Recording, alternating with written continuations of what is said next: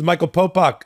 Two major events happened in the last 48 hours. One, Donald Trump got a target letter from Jack Smith saying that he is the target of a criminal investigation in the District of Columbia. They didn't say for what, but we know it's the Jan 6th interference, insurrection, seditious conspiracy, fake electors, cling to power, toppling of democracy, criminal scheme. We know it's that. And he's been invited, Donald Trump, to go and testify before the grand jury. Spoiler alert, he won't be doing that. Why did that come out on Sunday? Although we just heard about it today because the Department of Justice doesn't hold press conferences, doesn't send out press releases when they send somebody a target letter. But the target did. Donald Trump told the world in social media, but he waited till today because he had to get his mind around it, or his lawyers had to figure out strategy. And so he announced today how shameful it was, terrible day in America, blah, blah, blah. That was event number one. Event number two, hearing, and they're linked, in Fort Pierce in the Alto Lee Abrams Sr. Courthouse in Fort Pierce. Judge Cannon presiding. What was the topic? When will the trial be of the Mar-a-Lago indictment that came out of the West Palm Beach / Miami grand jury just a month or so ago? When's that going to be? Why are those two things linked? Let me tell you how they're linked, and then I'll tell you what happened in the courtroom, or what we believed happened, and when we can expect a ruling on the trial date, which everybody's on pins and needles about. Jack Smith is a master craftsman, master strategist, and he's playing five-dimensional chess while Donald Trump's playing like Parcheesi or checkers, okay? How do I know that? Because Jack Smith could have sent that target letter telling Donald Trump, we're about to indict you, which is what the target letter means. It means he's going to be indicted either end of this week or beginning of next week, more likely Thursday or Friday of this week, with an arrest, surrender, arraignment on Monday or Tuesday next week. That's how it happened in Manhattan when he got indicted there. That's how it happened in Mar-a-Lago. That's how it's going to happen in the District of Columbia. So he knows, Jack Smith and his team, they know they've got a big hearing in front of a judge they don't really trust that much, that she's always going to do the right things. She's a little bit over her skis, whether you think she's MAGA or you think she's just not sophisticated enough for a case of this magnitude, or a combination of those. Jack Smith's team is got a jaundiced eye, I'm sure, when they look at Judge Cannon and all of her conduct and behavior, given that she tried to throw sand in the gears of the criminal investigation back last summer when Donald Trump went running to her, she was assigned to the case, and she stopped or interfered improperly with the search warrant process at Mar-a-Lago. And then, of course, she was slapped back hard by her bosses at the 11th Circuit Court of Appeals sitting in Atlanta. Now, having said all of that, that's the judge that the lawyers are now going to appear in front of. In fact, this is like the first time they've appeared in front of her, since the Mar-a-Lago indictment was filed, right? And, they didn't have that much contact with her except in those hearings related to the search warrant. So here we go. Trial setting. Briefs have already been filed. The judge, how we got here is that the judge set a trial date, at least in wet cement, of August. Said 70 days, let's go, Speedy Trial Act. I got to set a trial date. That's my obligation as a federal judge.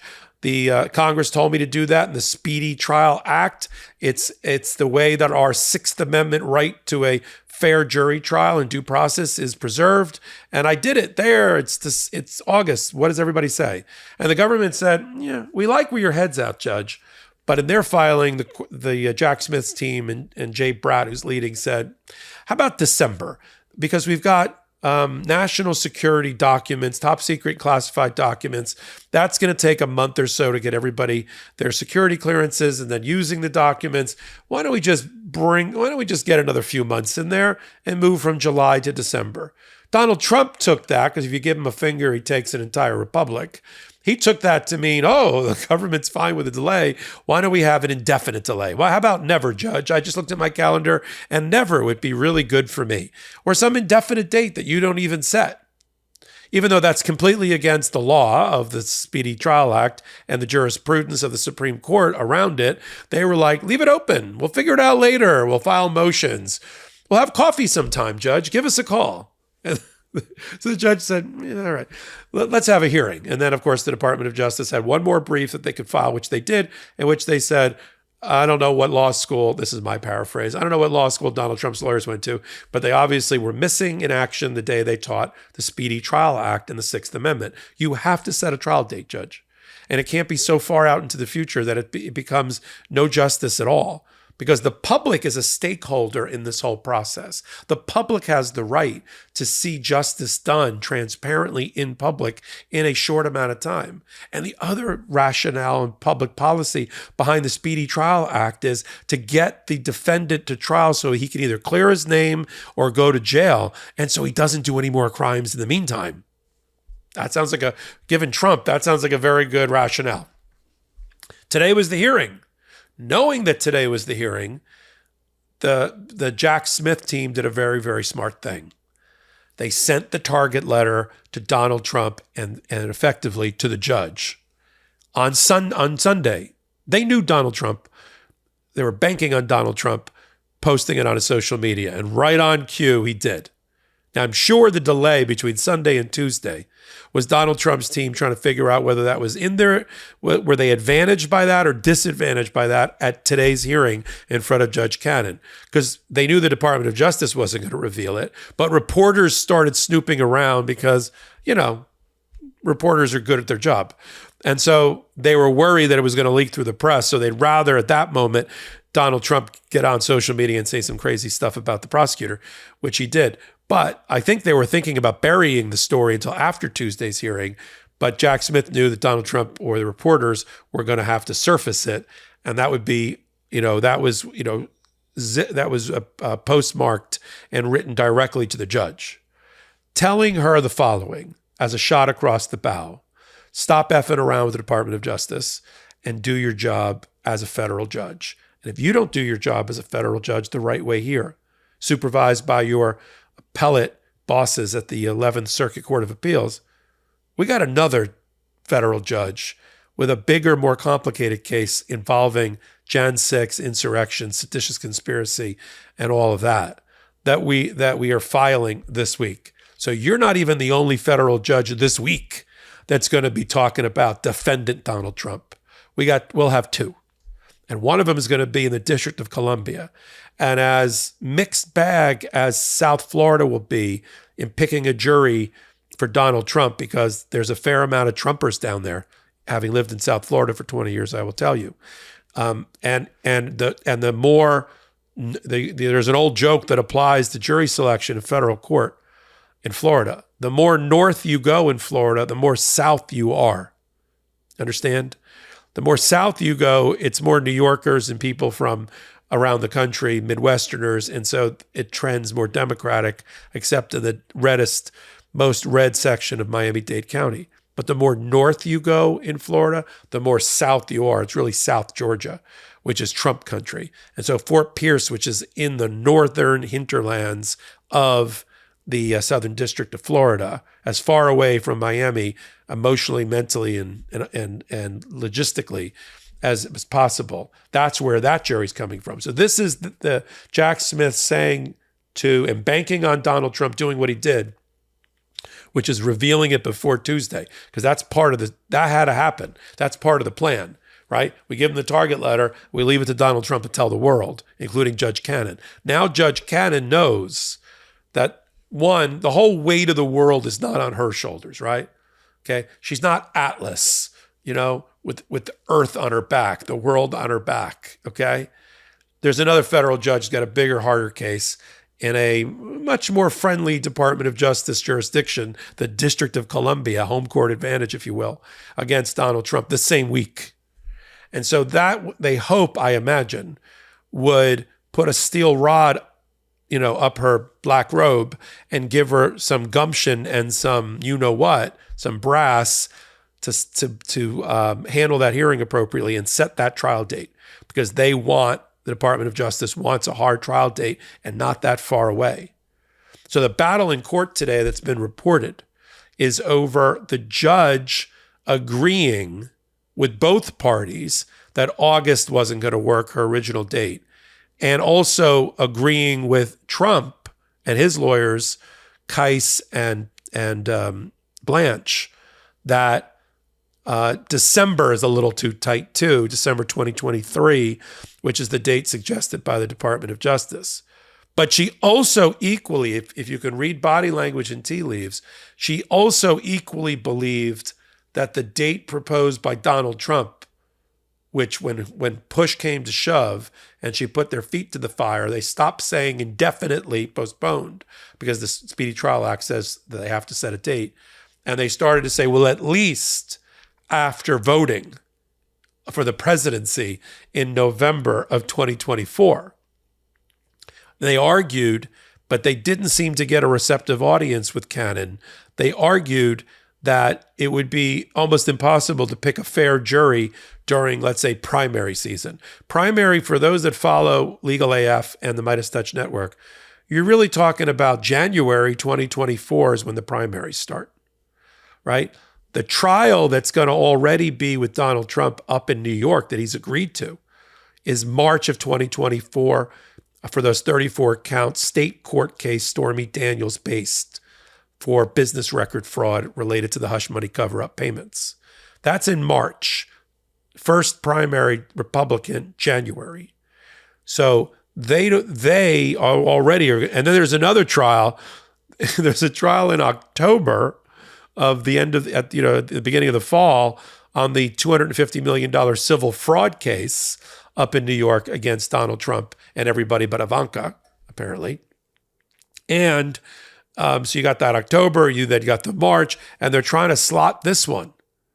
But the judge doesn't seem to be buying, pushing it out from March 2024, like beyond November, when he loses the presidency or loses the election to Joe Biden or something like that. And she doesn't seem to be buying the argument that during that period between, January and November, which is the heart of primary season and the election cycle, that we can't pick a fair trial, a fair jury against Donald Trump in Florida. So if I was a betting man, knowing that March 2024 is the date of the New York criminal trial, and then he's got the E. Jean Carroll second trial. It's also going on up in New York. But let's just use the criminal trials first. Putting aside Fani Willis likely indicting in the next 4 weeks in Georgia. Let's put that aside. Let's just talk federal trial calendar for Donald Trump, Trump on trial, right? So if that's March and the judge thinks December is too early, but November of 2024 is too late, then I think she's going to try to pick late spring 2024, early summer 2024. And that probably is going to work. Terrible for Donald Trump, because in the middle of, he's going to wrap up the nomination. If just MAGA vote for him, it's enough to coalesce around him to make him the Republican nominee. The primaries are not that, important to him. I mean, he wants to do rallies everywhere, but so I would think that somewhere in April, May, or June of 2024 is going to be the Mar-a-Lago criminal trial for Donald Trump. So that would slot nicely from March 2024, New York State criminal trial, 3 months later, Mar-a-Lago federal criminal trial, right?